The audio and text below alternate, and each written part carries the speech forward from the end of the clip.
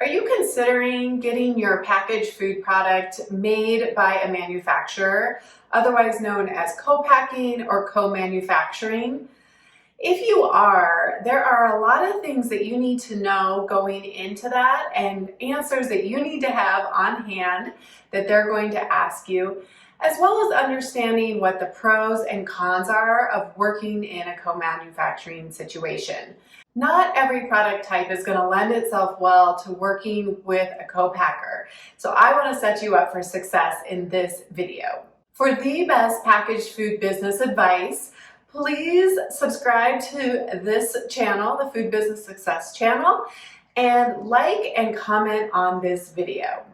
Hey there, I'm Sari Kimbell. I am the creator of Food Business Success, and I help early stage, just an idea, or wanting to grow your small packaged food business into a profitable one, helping you get on grocery store shelves as well as online. I know based on watch views on this channel that anytime I put up a video about co-packing, that is one of the most watched ones. So I know you guys have these questions, so this video is going to be so helpful. And I have a ton of clients inside Food Business Success who want to start working with co-packers. So I've gotten a lot more experience and figured out a lot more things that we need to know ahead of time. All right, so here's why you may want to work with a co-packer. And this could be from the very start, before you even have a product. And this could be once you already have a product, but you are starting to get sales and you want to move into working with a partner to manufacture your food. So the first reason is that you just don't want to make your product. Maybe it's a time thing. I have a lot of clients who work full-time jobs and they just don't have the bandwidth to go into a kitchen and make their product, as well as go out and sell it and do all of the things that they want to do to get the product on the shelf. So some people really want to make their food from the beginning, and some people just want to get it made for them. You have to wear all the hats when you are a solopreneur, and so it is important to kind of pick and choose where your specific zone of genius or where your wheelhouse is. So making the product just might not be yours, and that's totally fine. The second reason you might want to work with a co-packer is because it requires specialized equipment, either in the production or the packaging. There are lots of reasons where when you have specialized equipment, either in the production or in the packaging, that it just doesn't work to go into a commercial kitchen. A lot of kitchens are very tight on space, and so you need a facility who can handle whatever kind of process you need that wouldn't work inside of a kitchen. Example of this would be maybe you need to age the product, or it needs to go under a very specific heating process or a very specific type of package that needs specialized equipment to seal it properly. Or I had a client who was making a candy, and it's just not going to be very realistic for you to have hundreds and hundreds of molds for your candy, right? So going into a co-manufacturer who has this type of equipment is oftentimes a big reason why people go this route. And then the last reason I usually see is because people have scaled up their business, they have a commitment of orders, and now they are ready to take advantage of the economies of scale and the price efficiencies that you get working with a manufacturer. So you are ready to scale up, ready to grow your business to the next level, and a co-manufacturer definitely makes the most sense for your business now. Comment below and let me know what delicious food or drink you are making, either considering starting a business or already have a product. And be sure to subscribe to this channel to get all the latest updates every time I release a new video. All right, let's talk about the pros and the con list for working with a co-manufacturer. So the pro for most people is that they make your product for you, right? You don't have to go into a kitchen anymore. You don't have to, pay the kitchen by the hour. You don't have to be there. You don't have to bring in any help. You don't have to buy your ingredients. Like, they make the product for you. That's kind of the whole point. So that's obviously a huge pro. There are a lot of things that you can kind of cross off your list that you don't need to invest in anymore when you move to a manufacturer. Some of those things are that they oftentimes will source the ingredients and packaging for you. Now, keep in mind that co-packers are generally very specialized to a specific product type, right?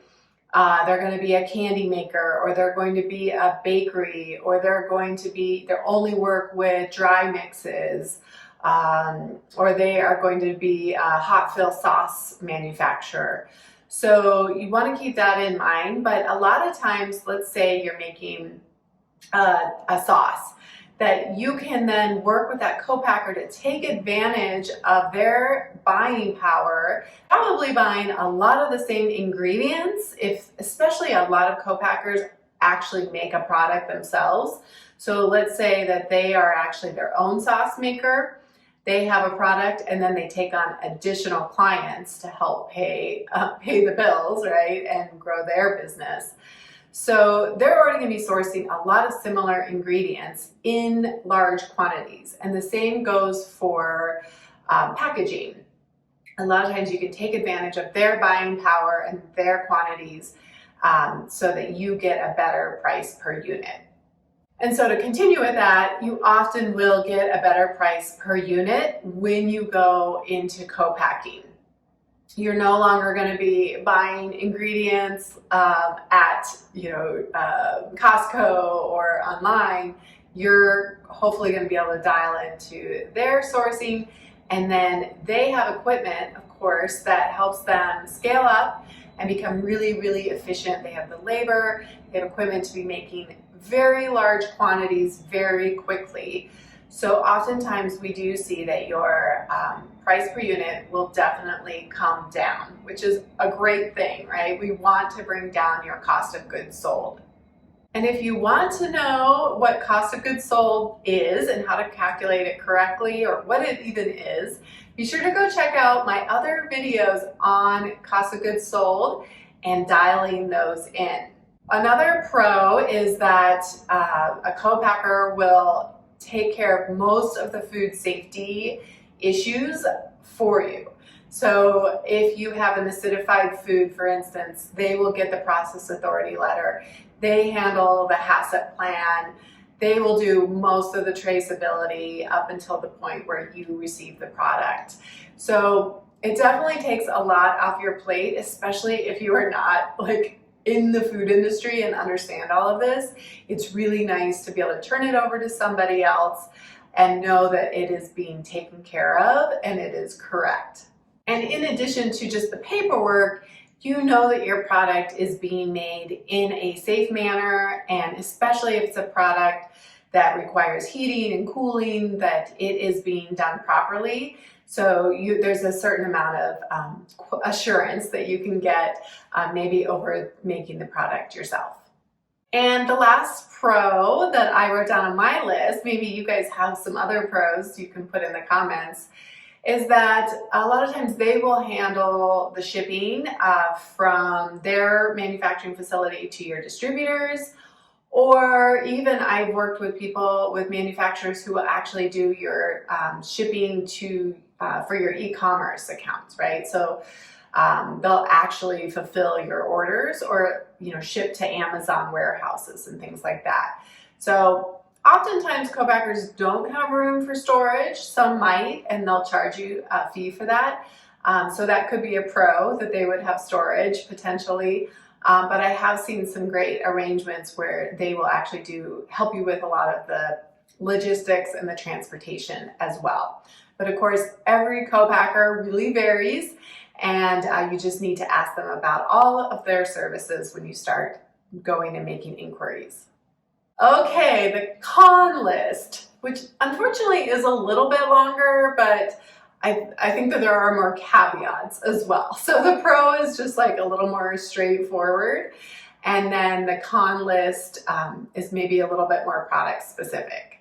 So co-packers work because they are taking advantage of huge efficiencies of scale by having the labor and the equipment, like I said, to make very large quantities in a shorter amount of time. But this means for you that they are going to ask for a much higher quantity, a larger commitment of orders than you are probably used to. So this number can vary widely, and the term that you will hear is MOQs, or minimum order quantities. So when you start talking with co-packers, they're going to just ask you or you're going to ask them what your MOQ is, or they may ask you how much your production is. So like I said, every co-packer is going to be different. Some I've seen, that will put out 300 jars of sauce, and that's a very low MOQ. And then some might be that they will only do 1,200 gallons, right? So it's a very wide range, and you have to be prepared to make a much larger investment up front. So when we're working in commercial kitchens, we can kind of scale up the investment. We might not be getting the same price per unit, the efficiencies of working with a co-packer, but our upfront investment is lower because we don't have to go all in, right? And generally, they're going to scale based on your quantities. So, they'll have an MOQ, the minimum amount, but that price per unit might not be as good as if you did double that or triple that. So as you grow, then you typically will start getting a better and better price per unit as well. And then certain products that do require refrigeration or have a very short shelf life, like baked goods, are probably not going to be a situation where you can go into co-packing anytime soon. You really have to wait until you have a large commitment of orders before it's ever really going to work in that kind of situation. Co-packing works really well when you have a shelf-stable product that has a long shelf life, right? If you can get at least 6 months or a year or longer on that product, it really does make sense. But when it's like baked goods that are, baked fresh, it's a refrigerated product, you have to be able to know that you're going to move through those things pretty quickly and have those standing order commitments. I'm working with a client now, and we're working on a cookie. And I've been calling around to co-packers, and some of them they need to run a minimum of 5,000 pounds of dough, that's their minimum. And then I have some that they need to do like 50,000 pounds per month, right? That's their commitment level. So it can, again, vary widely. And so you just got to keep at it and keep searching. And I will give you some tips on how to find co-packers shortly. All right, another con is that it can be really challenging to control the quality and sometimes the integrity of the product when you go into manufacturing. Now remember, this is manufacturing, right? It only works if everything comes out exactly the same. So you're going to be taking your formula, your recipe, and you're going to be scaling it up considerably. And so it can be challenging to get the product right when you scale up.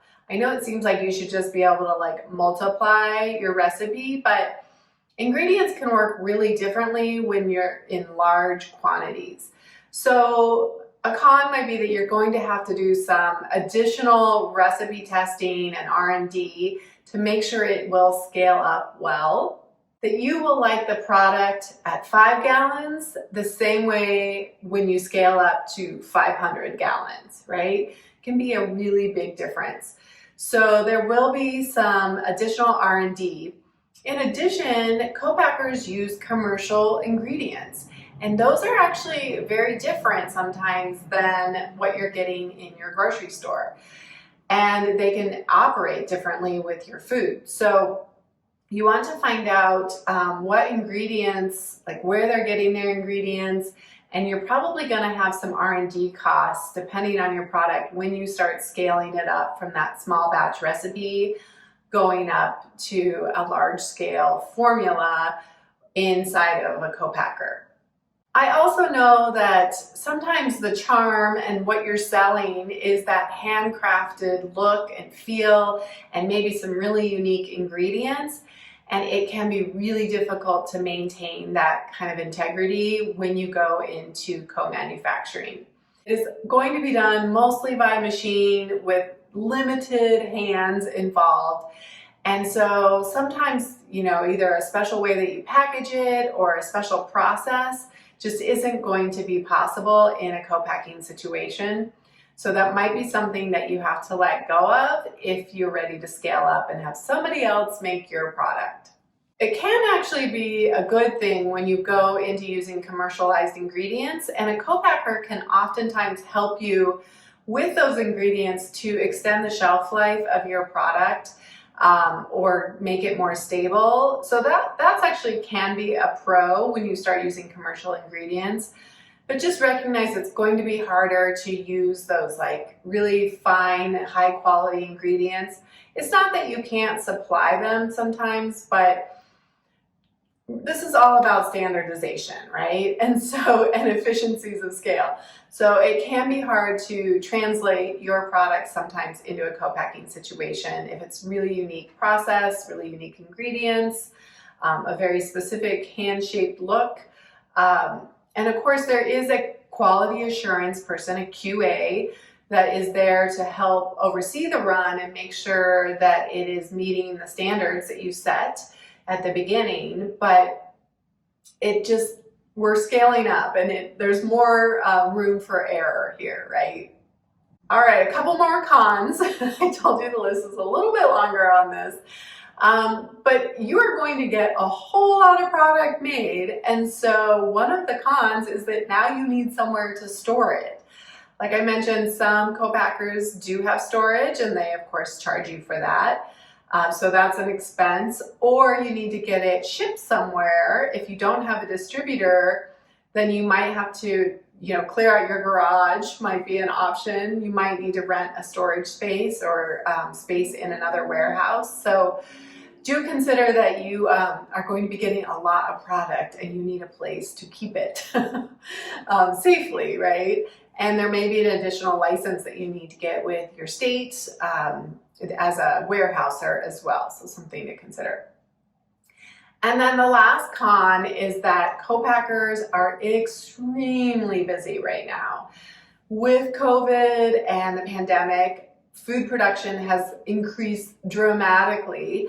And so a lot of co-packers are at capacity, over capacity, they've added shifts, they're adding equipment, but it can be challenging sometimes to get a co-packer to call you back, to talk with you, to even consider you when you are especially a small player. So just know that going in, not saying it's not possible, but just know that that schedules have gotten even tighter, and it can be a little bit more challenging these days to find somebody to take on manufacturing your product.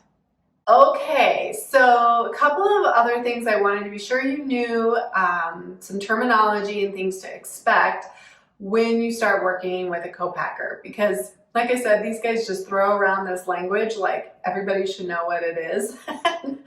And I honestly have had to ask really dumb questions. So now you get the benefit of my learning here. So they might ask you about your gold standard or bench top. So that is your perfect recipe, right? That is like what we are aspiring to. And like I said, when you're going from a home recipe to a scaled up version with commercial ingredients, and maybe you want to add some stabilizers, shelf life extenders, things that are going to help it emulsify better. I mean, it just all depends on your product, and they can definitely help you with those pieces.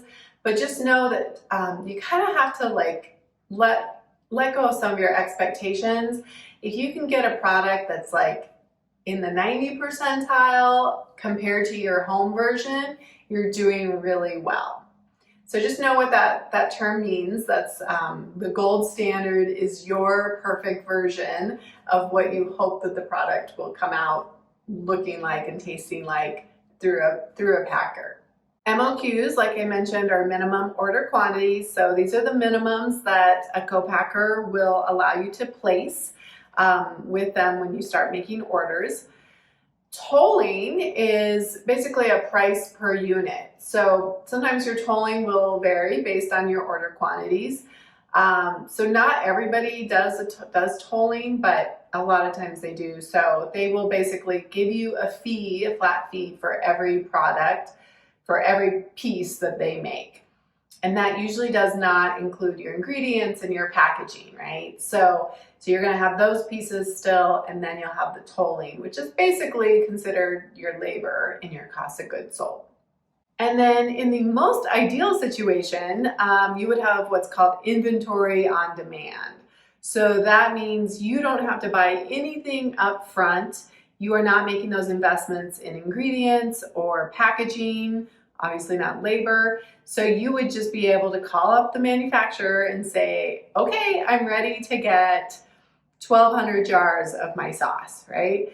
And then they go and get all the ingredients and get all the packaging, and it's all wrapped up into one price per unit. So that's the ideal. But a lot of times some co-packers will have you purchase the ingredients and bring them or ship them there. Or sometimes they'll just, like I said, they'll order them for you, but maybe there's a couple things that you have to provide. So you might have to go ahead and coordinate all those things yourself. It just so depends on the manufacturer. And then the last one is your setup fees. So no, going into a co-packing situation, you are going to have setup fees, and that will often include a new client fee. There may be some testing as well that the manufacturer wants to get done, running through your process authority, setting up your food safety, some of those pieces. But then you're also going to want to do a test run, at least one batch, and sometimes you do multiples and they charge you for each one of those. And you're going to run a test batch on a small scale on their line, and then you are going to be that quality assurance person helping them to create the process as you scale up to larger equipment. So just know that that is part of the fees that go into working with a co-manufacturer. And oftentimes, like I mentioned, co-manufacturers will offer different testing.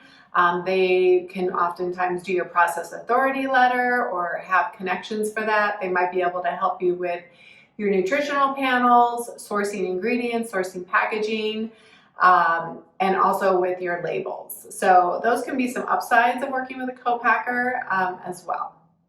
Okay, so you decided you do want to go ahead and work with a co-packer. Now, how the heck do you find one, right? It can be daunting. It's not the easiest process. I want you to start a spreadsheet and keep great notes. It's going to take time to really follow up with people and keep circling back. And like I said, you just got to keep hounding them. They are very, very busy, and you are probably a small player in their world. So it's going to take some time and some